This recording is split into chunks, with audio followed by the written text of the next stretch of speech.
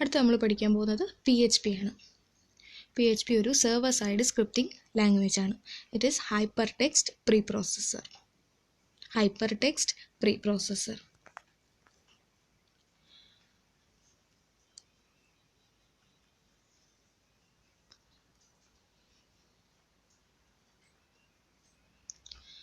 It is the most popular server-side scripting language for creating dynamic web pages. Dynamic web pages create ചെയ്യാനുള്ള ഏറ്റവും popular ആയിട്ടുള്ള ഒരു server side scripting language ആണ് PHP.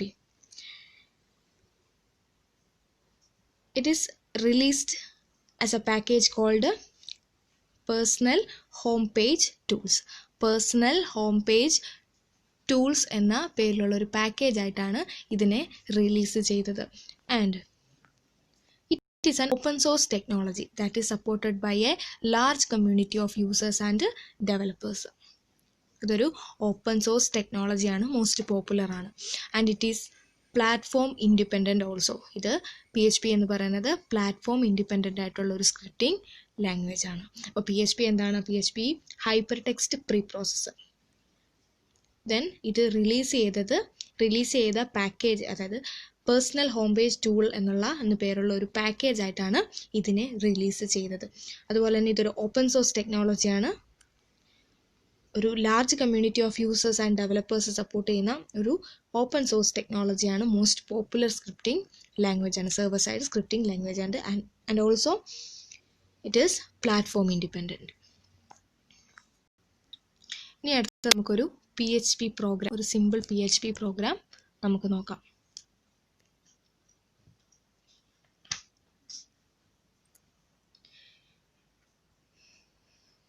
Then ഒരു കാര്യം കൂടി പറയാനുണ്ട്.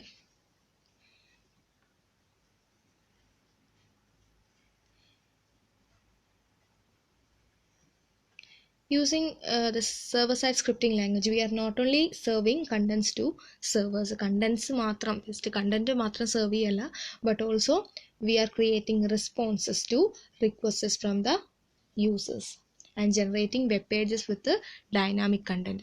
നമ്മൾ യൂസറിൻ്റെ റിക്വസ്റ്റിന് റെസ്പോണ്ട് ചെയ്യുകയും ദെൻ ജനറേറ്റിംഗ് ഡൈനാമിക് കണ്ടൻറ്റുള്ള വെബ് പേജിനെ ജനറേറ്റ് ചെയ്യുകയാണ് ചെയ്യുന്നത്. യൂസറിൻ്റെ റിക്വയർമെൻറ്റ്സിനനുസരിച്ച്, യൂസർ തരുന്ന റിക്വസ്റ്റിനനുസരിച്ച് ഡൈനാമിക് കണ്ടൻറ്റുള്ള, അതായത് ആ പർട്ടിക്കുലർ സിറ്റുവേഷനിൽ എന്ത് ഡാറ്റയാണോ കൊടുക്കേണ്ടത് ആ ഡൈനാമിക് കണ്ടൻറ്റ് ഉൾപ്പെടുന്ന റെസ്പോൺസിനെയാണ് ക്രിയേറ്റ് ചെയ്യുന്നത്. ഓക്കെ, അതിനൊക്കെയാണ് നമ്മൾ server side scripting language use ചെയ്യുന്നത്. അപ്പോൾ ഇതിനൊക്കെയുള്ളൊരു വളരെ പവർഫുൾ ആയിട്ടുള്ള, അല്ലെങ്കിൽ ഒരു വാല്യുബിൾ ആയിട്ടുള്ള ടൂളാണ് PHP എന്ന് പറയുന്നത്. ഇനി ഈ PHP കോഡ് നമുക്ക് ഏതെങ്കിലും ഒരു text based documents such as HTML പോലെയുള്ള ഏതെങ്കിലും ഒരു ടെക്സ്റ്റ് ബേസ്ഡ് ഡോക്യുമെൻറ്റിലാണ് നമ്മൾ എംബഡ് ചെയ്യുന്നത്. നമ്മൾ HTML-ഉള്ളിൽ ജാവാസ്ക്രിപ്റ്റ് ഒക്കെ എംബഡ് ചെയ്തിട്ടില്ലേ, അതായത് സ്ക്രിപ്റ്റ് എന്ന് പറയുന്ന ടാഗും സ്റ്റാർട്ട് ടാഗും എൻഡ് ടാഗും ഒക്കെ യൂസ് ചെയ്തിട്ട്, അതുപോലെ തന്നെ ടെക്സ്റ്റ് ബേസ്ഡ് ആയിട്ടുള്ള ഡോക്യുമെൻറ്റ്സിലാണ്, HTML പോലെയുള്ള ടെക്സ്റ്റ് ബേസ്ഡ് ഡോക്യുമെൻറ്റിലാണ് നമ്മൾ PHP കോഡിനെയും എംബഡ് ചെയ്യുന്നത്. ഇനി അങ്ങനെ എംബഡ് ചെയ്ത് നമ്മളൊരു PHP ഫയൽ ഉണ്ടാക്കിയാൽ ആ ഫയലിൻ്റെ എക്സ്റ്റൻഷൻ .php എന്നായിരിക്കണം, അതായത് ഫയൽ നെയിം .php, അങ്ങനെ ആയിരിക്കണം നമ്മൾ ആ PHP ഫയലിനെ സേവ് ചെയ്യേണ്ടത്. അതുപോലെ തന്നെ PHP നമുക്ക് റൺ ചെയ്യണമെങ്കിൽ നമ്മൾ PHP ആദ്യം ഇൻസ്റ്റാൾ ചെയ്യണം, എന്നിട്ട് നമുക്കതിനെ റൺ ചെയ്ത് നോക്കാനൊക്കെ പറ്റത്തുള്ളൂ. ഇനി ഇതുപോലെ നമ്മളൊരു ടെക്സ്റ്റ് ബേസ്ഡ് ഡോക്യുമെൻറ്റിനകത്ത് നമ്മൾ PHP കോഡിനെ എംബഡ് ചെയ്ത് കഴിഞ്ഞാൽ സെർവർ അതിനെ എക്സിക്യൂട്ട് ചെയ്യുന്ന സമയത്ത് സെർവർ ആദ്യം ഈ സെഗ്മെൻറ്റ്സിനെ, ഈ പർട്ടിക്കുലർ ആ ടെക്സ്റ്റ് ബേസ്ഡ് ഡോക്യുമെൻറ്റിനകത്തെ പർട്ടിക്കുലർ PHP പോർഷനെ മാത്രം അത് ഇൻ്റർപ്രറ്റ് ചെയ്യും. എന്നിട്ടാണ് അത് ക്ലയൻറ്റിലേക്ക് സെൻഡ് ചെയ്യുന്നത്. അതായത് സെർവർ സൈഡിൽ ഇങ്ങനെ കുറേ സ്ക്രിപ്റ്റ്സ് എഴുതി വെക്കും അല്ലേ, യൂസർ റിക്വസ്റ്റ് അയക്കുന്നതനുസരിച്ച് എന്തൊക്കെയാണ് ചെയ്യേണ്ടതെന്നായിരിക്കും ഈ സ്ക്രിപ്റ്റിനകത്ത് എഴുതി വെച്ചിരിക്കുന്നത്. അപ്പോൾ ഈ സ്ക്രിപ്റ്റൊക്കെ എംബഡ് ചെയ്തിരിക്കുന്നത് ഓരോരോ ടെക്സ്റ്റ് ബേസ്ഡ് ഡോക്യുമെൻറ്റിലായിരിക്കും. ദെൻ അതിനെ എക്സിക്യൂട്ട് ചെയ്യുന്ന സമയത്ത് സെർവർ എന്ത് ചെയ്യും, ഈ PHP സെഗ്മെൻറ്റ്സ്, ആ ഡോക്യുമെൻറ്റിനകത്ത് PHP സെഗ്മെൻറ്റ്സ് മാത്രം എക്സിക്യൂട്ട് ചെയ്ത് അല്ലെങ്കിൽ ഇൻ്റർപ്രറ്റ് ചെയ്ത് എന്നിട്ടായിരിക്കും അതിനെ ക്ലയൻറ്റിലേക്ക് സെൻഡ് ചെയ്യുന്നത്. അപ്പോൾ അതിനെ ഇൻ്റർപ്രറ്റ് ചെയ്ത് കഴിയുമ്പോൾ അതൊരു ടെക്സ്റ്റ് ബേസ്ഡ് ഡോക്യുമെൻറ്റ് മാത്രമാണ്, അതിനകത്ത് സ്ക്രിപ്റ്റ്സ് ഒക്കെ മാറും. ദെൻ ഇൻ്റർപ്രറ്റ് ചെയ്ത് കഴിയുമ്പോൾ അത് മാറും. എന്നിട്ട് അതിനെയായിരിക്കും സെർവർ ക്ലയൻറ്റ് സൈഡിലേക്ക് അല്ലെങ്കിൽ ക്ലയൻറ്റിന് സെൻഡ് ചെയ്ത് കൊടുക്കുന്നത്. ദെൻ PHP നമ്മൾ സെഗ്മെൻറ്റ്സ് ഓരോ കുഞ്ഞു കുഞ്ഞു സെഗ്മെൻറ്റ്സ് അല്ലെങ്കിൽ കോഡ് PHP കോഡ് നമ്മൾ എംബഡ് ചെയ്യുന്നു പറഞ്ഞല്ലോ ടെക്സ്റ്റ് ബേസ്ഡ് ഡോക്യുമെൻറ്റിനകത്ത് കുഞ്ഞു കുഞ്ഞു സെഗ്മെൻറ്റ്സ് ആയിട്ട്. അപ്പോൾ അത് ഇവിടെ കണ്ടോ ഒരു ക്വസ്റ്റ്യൻ മാർക്ക് PHP എന്നൊക്കെ കാണും. അതായത് ഒരു ആംഗിൾ ബ്രാക്കറ്റ് ഓപ്പണിങ്, ദെൻ ഒരു ക്വസ്റ്റ്യൻ മാർക്ക് PHP. ഇതായിരിക്കണം PHP സെഗ്മെൻറ്റിൻ്റെ അല്ലെങ്കിൽ PHP കോഡിൻ്റെ start tag. Then end tag question mark angle bracket closing. അപ്പോൾ ഈ രണ്ട് ടാഗ്സിൻ്റെ ഇടയ്ക്കായിരിക്കണം നമ്മുടെ PHP സ്ക്രിപ്റ്റിനെ നമ്മൾ ടെക്സ്റ്റ് ബേസ്ഡ് ഡോക്യുമെൻറ്റിൽ HTML ഡോക്യുമെൻറ്റിലാണെങ്കിൽ ആ HTML ഡോക്യുമെൻറ്റിനകത്ത് നമ്മൾ പ്ലേസ് ചെയ്യേണ്ടത് സ്റ്റാർട്ട് ടാഗും എൻഡ് ടാഗും. അപ്പോൾ ഈ സ്റ്റാർട്ട് ടാഗിൻ്റെയും എൻഡ് ടാഗിൻ്റെയും ഇടയ്ക്ക് കാണുന്ന പോർഷൻ അതായിരിക്കും PHP സ്ക്രിപ്റ്റ് എന്ന് പറയുന്നത്. ആ സ്ക്രിപ്റ്റിനെ മാത്രമേ ഉള്ളൂ സെർവർ ഇൻ്റർപ്രറ്റ് ചെയ്യുള്ളൂ. ബാക്കിയുള്ള പോർഷനൊക്കെ അത് ഇഗ്നോർ ചെയ്യും. എന്നിട്ട് ഇൻ്റർപ്രറ്റ് ചെയ്തതിന് ശേഷം കിട്ടുന്ന ആ ഒരു ഫൈനൽ HTML ഡോക്യുമെൻറ്റിനെയാണ് ക്ലയൻറ്റ് സൈഡിലേക്ക് അത് സെൻഡ് ചെയ്ത് കൊടുക്കുന്നത് സെർവർ.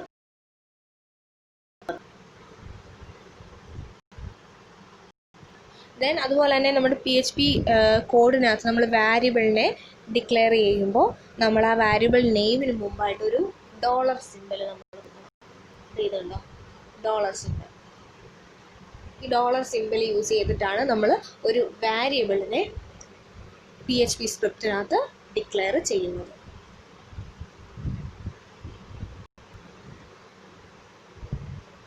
അതുപോലെ തന്നെ PHP statements terminate with a semicolon. PHPയുടെ ഓരോ എല്ലാ സ്റ്റേറ്റ്മെൻറ്റ്സും ഒരു സെമിക്കോളൻ കൊണ്ടായിരിക്കണം എൻഡ് ചെയ്യേണ്ടത്. All variables are preceded by a dollar symbol and are created the first time they are encountered by the PHP inspector. PHP statements terminate with a semicolon. ഇനി നമുക്ക് പ്രോഗ്രാമിലേക്ക് പോകാം. നോക്കിക്കേ, പ്രോഗ്രാം ഇതാണ്. പ്രോഗ്രാം 17 ലൈൻസ് ആണുള്ളത് പ്രോഗ്രാമിന്. ഈ പ്രോഗ്രാം നോക്കാം. ഇതിൻ്റെ പേര് ലൈൻ നമ്പർ 3 നോക്കി അറിയാം. ഇതിൻ്റെ പേര് first.php എന്നാണ് കൊടുത്തിരിക്കുന്നത്. first.php കാരണം ഇതൊരു PHP ഫയലാണ്, അതുകൊണ്ട് തന്നെ നമ്മൾ എക്സ്റ്റൻഷൻ PHP എന്നാണ് കൊടുത്തിരിക്കുന്നത്. ദെൻ ലൈൻ നമ്പർ 5 HTML ഉണ്ട് അല്ലേ. HTML-നകത്താണ് നമ്മൾ PHPയെ എംബഡ് ചെയ്യുന്നത്. ഫൈനലിൽ നമുക്ക് കിട്ടേണ്ട ഒരു HTML ഡോക്യുമെൻ്റ് ആണ് ഇൻ്റർപ്രിറ്റേഷൻ കഴിയുമ്പോൾ. അതിനെ വേണം നമ്മൾ ക്ലയൻറ്റിലേക്ക് സെൻഡ് ചെയ്യാനായിട്ട്. ദെൻ ലൈൻ നമ്പർ 6 തൊട്ട് 8 വരെ ഒരു PHP സെഗ്മെൻ്റ് ആണ്, PHP സ്ക്രിപ്റ്റ് സെഗ്മെൻ്റ് ആണ്. അവിടെ എന്താ ചെയ്തിരിക്കുന്നത് നോക്കാം. ലൈൻ നമ്പർ 6 PHPയുടെ സ്റ്റാർട്ട് ടാഗ്, സ്ക്രിപ്റ്റിൻ്റെ start tag. Then line number 7 name is equal to Paul. Name എന്ന് പറയുന്നൊരു വാരിയബിൾ ആണ്. എങ്ങനെ മനസ്സിലാവും? ആ നെയിമിന് മുമ്പ് ഒരു ഡോളർ സിമ്പിൾ കണ്ടോ. അപ്പോൾ നെയിം എന്ന് പറയുന്നൊരു വാരിയബിൾ ആണ്, which is equal to Paul.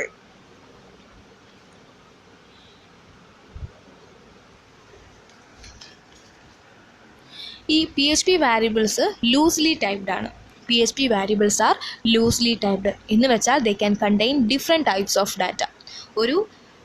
ഒരു വാരിയബിൾ നമ്മൾ ഡിക്ലെയർ ചെയ്താൽ ആ വാരിയബിളിന് ഇൻറ്റിജർ വാല്യൂ, ഡബിൾ വാല്യൂ, സ്ട്രിങ്ങോ അങ്ങനെ ഏത് വാല്യൂ വേണമെങ്കിലും, ഏത് ടൈപ്പ് ഓഫ് ഡാറ്റ വേണമെങ്കിലും നമുക്ക് വാല്യൂ ആയിട്ട് അസൈൻ ചെയ്യാൻ പറ്റും. അതുകൊണ്ടാണ് PHP വാരിയബിൾസിനെ ലൂസ്ലി ടൈപ്ഡ് എന്ന് പറഞ്ഞിരിക്കുന്നത്. അപ്പോൾ ഇവിടെ നെയിം എന്ന് പറയുന്ന വാരിയബിളിന് നമ്മൾ പോൾ എന്ന് പറയുന്ന വാല്യൂ ആണ് കൊടുത്തിരിക്കുന്നത്. അപ്പോൾ അത് മാത്രമേ നമ്മൾ ഈ ഒരു സെഗ്മെൻറ്റിനകത്ത്, ഈ PHP 6 തൊട്ട് 8 വരെയുള്ള സെഗ്മെൻറ്റിനകത്ത് ചെയ്യുന്നുള്ളൂ. അടുത്തത് 9 ഹെഡാണ്, 10 മെറ്റാകാസ്റ്റ്, അതൊക്കെ നമ്മൾ ഓൾറെഡി അറിയാവുന്ന കാര്യങ്ങളാണ്. ബാക്കിയെല്ലാം HTML പോർഷനാണ്. ഇനി PHP പോർഷൻ വരുന്നത് ലൈൻ നമ്പർ 15-നകത്താണ്. ലൈൻ നമ്പർ 15-നകത്ത് നോക്കിയാൽ H1 തുടങ്ങി. H1 കഴിഞ്ഞ് കഴിഞ്ഞാൽ പിന്നെ PHP പോർഷനാണ്. എവിടം വരെ? H1 ക്ലോസ് ചെയ്യുന്നതിന് തൊട്ട് മുമ്പ് വരെ PHPയുടെ സ്ക്രിപ്റ്റ് പോർഷനാണ്. അതിനകത്ത് എന്താ ചെയ്യുന്നത് നമുക്ക് നോക്കാം. PHP സ്റ്റാർട്ടാക്കി കഴിഞ്ഞ് print welcome to PHP $name. Print ഒരു ഫങ്ഷനാണ്. സോ എന്തെങ്കിലും ഒരു കാര്യത്തെ നമുക്ക് ഡിസ്പ്ലേ ചെയ്യാനായിട്ടാണ് നമ്മൾ പ്രിൻ്റ് എന്ന് പറയുന്ന ഫങ്ഷൻ യൂസ് ചെയ്യുന്നത്. ഇവിടെ നമ്മൾ ചെയ്യുന്നത് sname എന്ന് പറയുന്ന വാരിയബിളിൻ്റെ വാല്യൂവിനെ പ്രിൻ്റ് ചെയ്യാണ് by calling the function print. അപ്പോൾ ഇവിടെ ഇത് ഇൻ്റർപ്രറ്റ് ചെയ്യുന്ന സമയത്ത് വെൽക്കം ടു PHP അതുപോലെ തന്നെ പ്രിൻ്റ് ചെയ്യും. ദെൻ sname മാറ്റി PHP എന്ത് ചെയ്യും? ആ എസ് നെയിമിൻ്റെ പേരിട്ട് കൊടുക്കും. അതായത് P H P inserts the variables value where the variable name appears in the string. എവിടെയാണോ ഒരു വാരിയബിൾ വരുന്ന ആ വാരിയബിളിൻ്റെ ആക്ച്വൽ വാല്യൂവിനെ വെച്ച് അത് റീപ്ലേസ് ചെയ്യും. ദെൻ പ്രിൻ്റ് എന്തിനാണ് യൂസ് ചെയ്യുന്നത്? Double quotes. പ്രിൻ്റ് കൊടുത്ത് നമ്മൾ ബ്രാക്കറ്റ് ഇട്ട് അതിനകത്ത് ഡബിൾ കോട്ട്സ് ഇട്ട് എന്തെങ്കിലും ഒരു കാര്യം കൊടുത്തു കഴിഞ്ഞാൽ അത് ആ കാര്യത്തെ പ്രിൻ്റ് ചെയ്ത് കാണിക്കും, ഡിസ്പ്ലേ ചെയ്ത് കാണിക്കും. അതിനാണ് നമ്മൾ പ്രിൻ്റ് ഫംഗ്ഷൻ യൂസ് ചെയ്യുന്നത്. ദെൻ അതോടുകൂടി പി എച്ച് പി സ്ക്രിപ്റ്റ് അവിടെ തീർന്നു. ദെൻ അതിൻ്റെ റിസൾട്ട് എന്താണെന്ന് നോക്കാം. ഇത് കണ്ടോ, welcome to P H P Paul. കണ്ടോ, ഡോളർ നെയിം എന്നല്ല അവിടെ വന്നത് എന്താണ്, അയാളുടെ അല്ലെങ്കിൽ ആ പേരാണ് വന്നത്, എസ് നെയിമിൻ്റെ വാല്യൂ അവിടെ വന്നത്. Okay, P H P inserts the variables value where the variable name appears in the string. So the variable dollar name is replaced by Paul for printing purposes. അതുപോലെ തന്നെ ഈ ഓപ്പറേഷൻസ് എല്ലാം, all operations of this type execute on the server before the HTML document is sent to the client. അതായത് HTML ഡോക്യുമെൻറ്റിനെ, അതായത് റെസ്പോൺസിനെ ക്ലയൻറ്റിലേക്ക് അയക്കുന്നതിന് മുമ്പാണ് ഈ type of operations, ഈ ഇൻ്റർപ്രിട്ടേഷൻസും എല്ലാം നടത്തുന്നത്. അതെല്ലാം നടത്തി കഴിഞ്ഞിട്ടാണ് ഇതിനെ ക്ലയൻറ്റ് സൈഡിലേക്ക് സെൻഡ് ചെയ്യുന്നത്. അതുപോലെ തന്നെ കമൻറ്റ് ഇവിടെ പ്ലേസ് ചെയ്തിട്ടുണ്ട്. ലൈൻ നമ്പർ 7 നോക്കിയാൽ അറിയാം. കണ്ടോ, ഒരു സിംഗിൾ ലൈൻ കമൻ്റ് ആണ്. കണ്ടോ, 2/ യൂസ് ചെയ്തിട്ടൊരു സിംഗിൾ ലൈൻ കമൻറ്റ് അവിടെ ആഡ് ചെയ്തിട്ടുണ്ട്. അതുപോലെ തന്നെ മൾട്ടി ലൈൻ കമൻറ്റ് ആഡ് ചെയ്യാനായിട്ട് നമ്മൾ യൂസ് ചെയ്യുന്നത് സ്ലാഷും സ്റ്റാറും ആണ്. ഇവിടെയാണ്